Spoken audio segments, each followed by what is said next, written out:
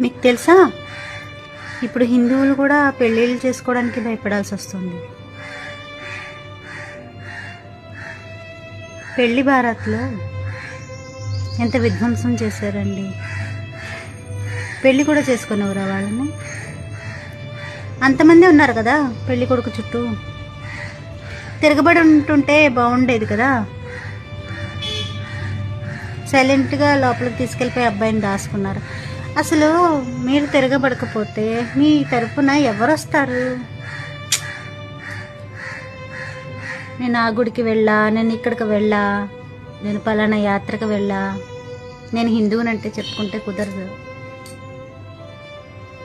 ఆ పెళ్లి కొడుకు చుట్టూ ఎంతమంది ఉన్నారో అంతమంది తిరగబడి ఉంటే వాళ్ళు అన్నీ మూసుకుని వెళ్తారు కదా. అంటే పెళ్ళిళ్ళు కూడా చేసుకోనివ్వరా?